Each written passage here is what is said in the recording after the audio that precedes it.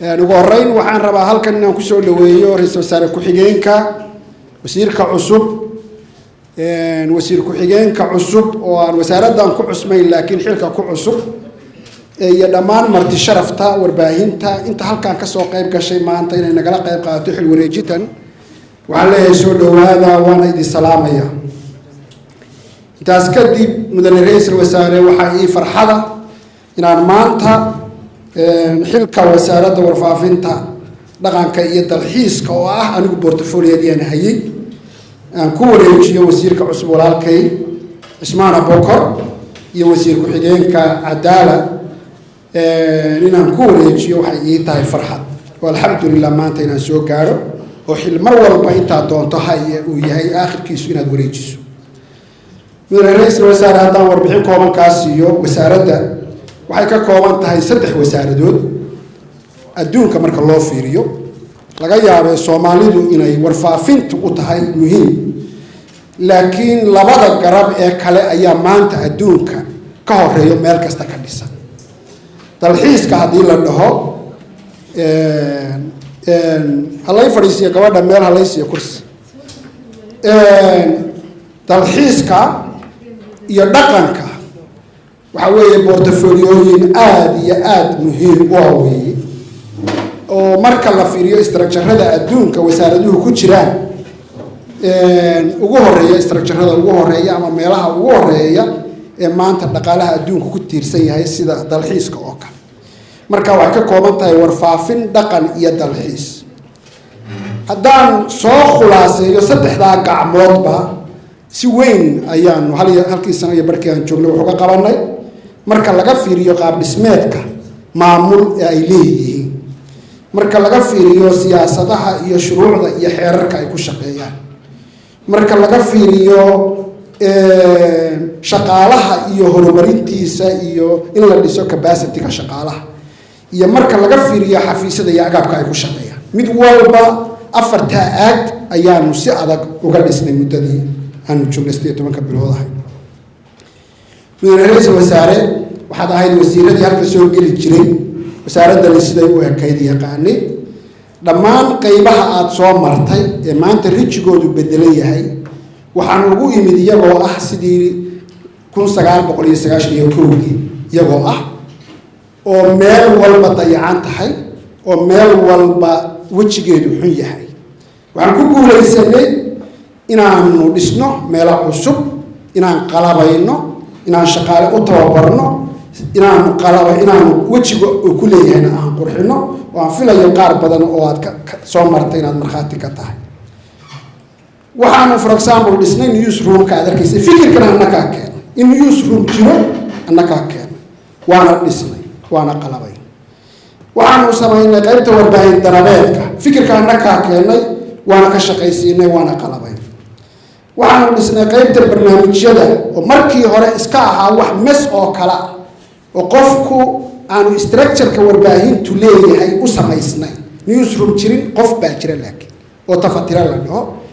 barnaamijyo habaysan aanay jirin oo fikrad la siinayo oo la dhisayo shaqaalaha laakiin uu jiro qof madax barnaamijyada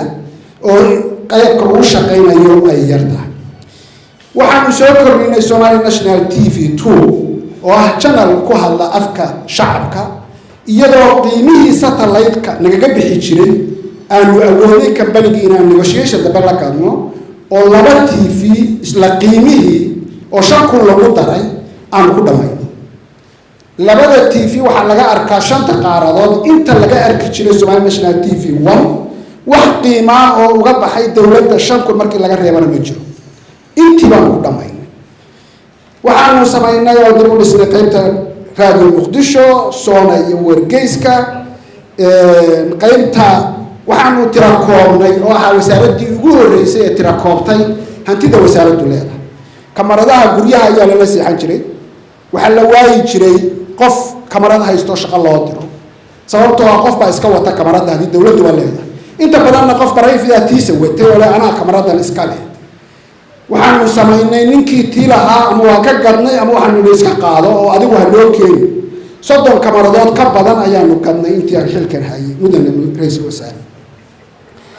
waxaanu samaynay nidaamkaada aragtay ayaanu samaynay waxaanu runtii qalabaynay dhammaan qaybaha wasaaraddu ka kooban tahay qolka shirarku ma jirin marka halkan imaanayay haddana ilaa 3 qol oo shirar oo waaweyn oo qalabaysan ayaa jira wax weyn baan ka qabanay oo sidaa la sheegay aanu ku faraxsanahay inaanu isxilqaan ku dhisno wasaaradda isxilqaan ku qalabayno isxilqaan ku tababarno maanta aan ku faraxsanahay positionka aan uga tagayo mudane ra'iisul wasaare wasaaradda sidaas oo kale waxaanu dhisnay qaybta dhaqanka oo aad aragtay national theatre-kii maanta inuu furan yahay oo shaqaynayo in hogaladii waa beri la habeeyay maamul loo yeelay oo isla xisaabtan jiro waxaanu ka qabanay dalxiiska oo aan u arko isha dhaqaale ugu weyn Soomaaliya aan u arko oo hadda uu jiro tartan degmooyinka iyo gobolada iyo meel walba ka socdo oo lagu faanayo quruxda iyo dalxiiska lagu faanayo ayaan excellence wax ka qabanay waxaanu hormarinay shuruucda iyo xeerarka ay ku shaqayso iyo siyaasadaha wasaaraddu oo ay ugu horeyso inaan warbaahinta dawladda ka dhignay public broadcasting oo warbaahin la wada leeyahay anaanu ka dhignay oo nidaamka dawliga ay hadda adduunka jira aanay jirin idaacad qof ama maamulka kaliya u hadasha ee idaacaddu iyo TV-gu ay noqonayaan dad wax u hadla shacabka Soomaaliyeed danihiis qof kasta oo fikir haya wax urinaya bulshada raba inuu gaarsiiyo wax wanaagsan awood wuxuu leeyahay inuu yimaado sidoo kalena waxaanu ansixinay shuruucda aan ansixinay waxa kamid ah sharcigii warbaahinta dawladda oo golaha wasiirada adigu marmarka qaar ku jeerin jirtay la marsi excellence waxaan mahad celinayaa madaxda wasaaradda ee arinta igu gacan siiyay kaliya waxaan qaban lahaa ma jirin ila qaatay inaan wax bedelno dawladdii mudane ra'iisul wasaare xasan cali khayre iyo adiguna ra'iisul wasaare ka ahayd waxaan ku faraxsanahay inay ahayd dawlad reformista oo wax bedeshay oo wax qurxisay oo wajiga dalka qurxisay waxaan qirayaa maamul kasta inuu leeyahay weaknesses qof kasta inuu leeyahay weakness lagu maagi karo laakiin haddana anigu intaan soo joogay xukuumaddii ugu muuqaalka badnayd ayay ahayd waa qirayaa ugu isbedelka badnayd waxa ay doonayso inay fuliso ugu xooga badnayd inay ka dhabayso ayay ahayd oo runtii aad iyo aad aan idinku ammaanayo adiga iyo ra'iisul wasaarihii hore xasan cali khayre waxaan ammaanayaa agaasimaha guud agaasima waaxidyada madax qaybeedyada iyo shaqaalaha wasaaradda oo si fiican oo dadnimo leh ila shaqeeyay kuwa badan oo halkan fadhiya excellence lacag ma qaataan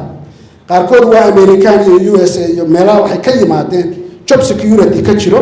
oo qofka noloshiisa mas'uul laga yahay halkan oo job security aan lahayn oo haddana amnigu uu markuu halkan qofku ka soo baxo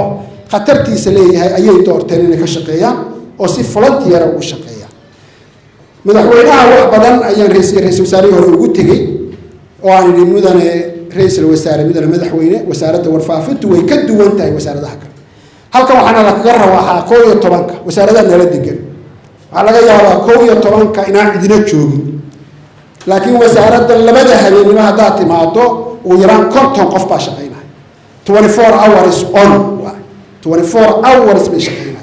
qaarkood volunteer ku shaqeynaya walaalkay Cusmaan waxaan leeyahay la gacan siiyo tafatiraha warbaahinta qaranku wuxuu qaataa 180 ayuu qaataa kuwa ku xiga madax qaybeedyada tafatiraha soona kulligood saas way qaarkood imtixaan ayay halkan ku yimaadeen marka waxaan runtii jecelahay adiga iyo xukuumadda uu madaxda ka yahay ra'iisul wasaare Roble inaad tixgelisaan oo la fiirisaan wasiirka cusub iyo wasiir ku-xigeenka duruufaha ay ku shaqeynayaan iyo shaqaalaha shaqeynaya duruuftay ku shaqeynayaan waxaan u mahad celinayaa wasaaradda maaliyadda iyo wasiir Beyli oo runtii la'aantiis waxa aanu samaynay aan inoo wada suura kale aad iyo aad ayaan uga mahad celinayaa nin wadaniya oo meesha shaqa ka socoto garan kara oo wuxuu ku taageeri karo garan kara ayuu ahaa aad baan u mahad celinayaa waxaan u mahad celinayaa shirkadaha dalka ay ugu waaweyn yihiin Dahabshiil iyo Hormuud oo meelaha qaarkood ismayaashan aad soo aragteen gacan naga siiyay aad iyo aad baan ugu mahad celinayaa ugu dambeyntii waxaan mudane ra-iisul wasaare ku faraxsanahay maanta inaan wareejiyo goob quruxsan wasaarad system leh qalabaysan shaqaale wacyi gashan inaan wareejiyo ugu dambeyntii aniga iyo ra-iisul wasaare khadar haddaan meelaha qaarkood isugu nimaadno waa iska kaftanaa marka waa kaftamaynaa kaftan baan kusoo xidhaya golaha wasiirada markii la magacaabay social mediaha waxay sameeyeen anigoo dhagax weyn wata